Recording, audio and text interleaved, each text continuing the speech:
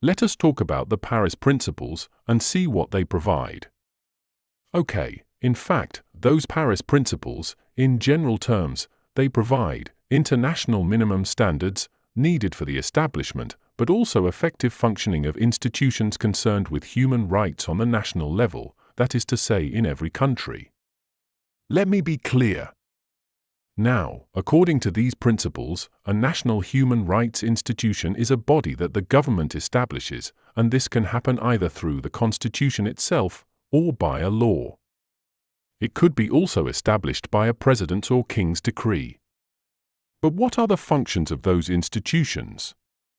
In fact, these functions are clearly put and defined in specific relation to the promotion of human rights and their protection. The principles, which were formerly known as the principles relating to the status of national institutions, outline, so to speak, the essential requirements that such institutions must meet if they want to operate and work effectively. One of the most important requirements is independence. Yes, independence. In other words, national human rights institutions must be free from political influence. No political entities should interfere in their work. This is important so that they can carry out their work objectively and they can carry out their work credibly. At the same time, institutions must have the necessary competence to promote and protect human rights in a meaningful and professional manner. There is another key requirement, just to clarify, it is the existence of a broad-based mandate that is clearly set out in constitutional or legislative texts.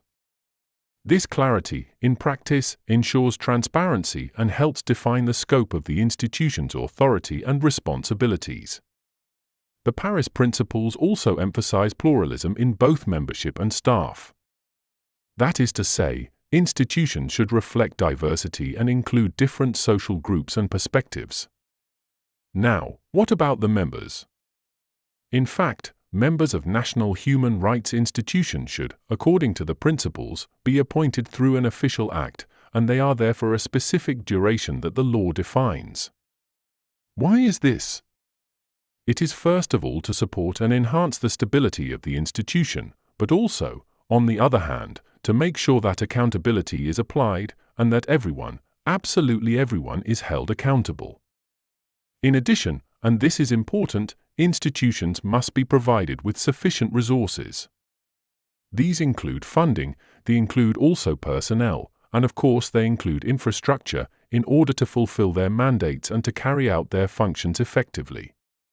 Accessibility is, moreover, another essential element. National human rights institutions must be accessible to victims and potential victims of human rights violations. In simple terms, individuals should be able to reach these institutions without unnecessary barriers. The principles also call, more broadly, for a clear methodology of cooperation with governmental bodies, non-governmental organizations, the private sector, and individuals, both at the national and international levels. When it comes to activities, the Paris Principles assign, so to speak, a wide range of functions to national human rights institutions. These include submitting reports on the promotion and protection of human rights and promoting the harmonization of national legislation, regulations, and practices with international human rights instruments to which the state is a party. In addition, institutions are encouraged to promote the ratification of international human rights treaties. Furthermore, and this is worth noting, national human rights institutions are expected to contribute to reports submitted by states to United Nations bodies and committees. Where appropriate, they may also express independent opinions on these matters, while, at the same time, maintaining respect for their autonomy and independence. Cooperation with the United Nations, regional organizations, and national institutions from other countries is, therefore, a core function. Education and awareness are, likewise, central to the work of national human rights institutions. The principles encourage them to assist in the formulation of human rights education programs and, where possible, to participate in their implementation. Finally, and to conclude this point, institutions are expected to publicize human rights and to raise public awareness of their importance.